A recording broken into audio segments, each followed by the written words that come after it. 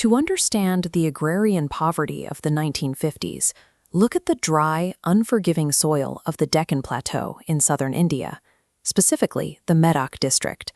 Here, a young boy named Gummadi Vittal Rao is born into a marginalized Mahar Dalit family. He possesses a brilliant, observant mind, but his daily reality is defined by a starving body and a mother laboring in the fields for zero pay.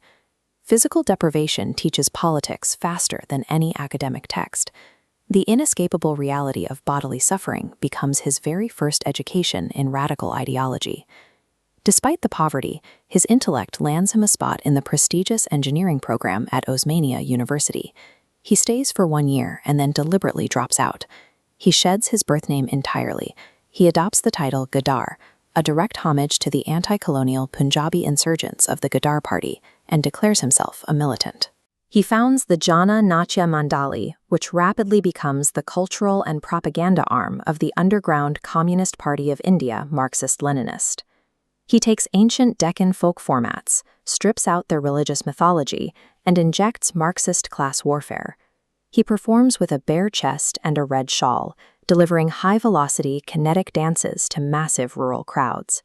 Gaddar bridges the physical gap between the insurgents hiding in the jungle and the peasants working the fields, ensuring the ideology of the underground reaches the village square. For over a decade, he operates entirely underground. His voice draws thousands of recruits into the Maoist ranks. Then comes 1985. In the village of Karamchedu, dominant caste landlords slaughter 6 Dalits and assault several others.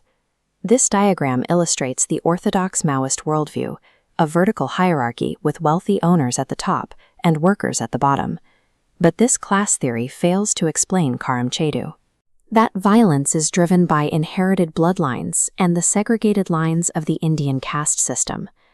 Seeking a framework that actually addresses Dalit suffering, Gaddar turns to the writings of constitutional architect B.R. Ambedkar. The trauma of the massacre fractures his worldview. He shifts toward the work of social justice, recognizing that economic theory alone cannot stop caste violence. On April 6, 1997, 5 plainclothes gunmen break into his home in Secunderabad and open fire. At the hospital, surgeons extract 4 bullets. The 5th is left lodged mere millimeters from his spinal cord, carrying a high risk of permanent paralysis. Gaddar survives and integrates the diagnosis into his public mythos. He declares the unremovable bullet a permanent symbol of state repression. With 4 bullets removed and 1 remaining, his physical body records the state's attempt to silence his voice. By 2010, the pain in his spine is severe. Approaching his 60s, he formally severs ties with the Maoist party and abandons armed rebellion. He steps out of the shadows to become the cultural center of the renewed campaign for a separate Telangana state. He writes a song about the region's rising sun, Podustuna Podu Mida. Millions of people march to its rhythm in the streets. The man who spent decades demanding guerrilla warfare now urges crowds to defend the Indian Constitution and utilize the power of the ballot. In 2018, at 69 years old, the former underground militant stands in line and casts his first electoral vote. He even floats his own political party, stepping directly into the machinery of mainstream elections. He traded the violent purity of the jungle for the slow, vital reality of democratic survival. In August 2023, Gaddar passes away from illness at age 74, taking the assassin's bullet with him. When a rebel trades his rifle for a voting card, does he betray his cause, or does he finally achieve his true purpose?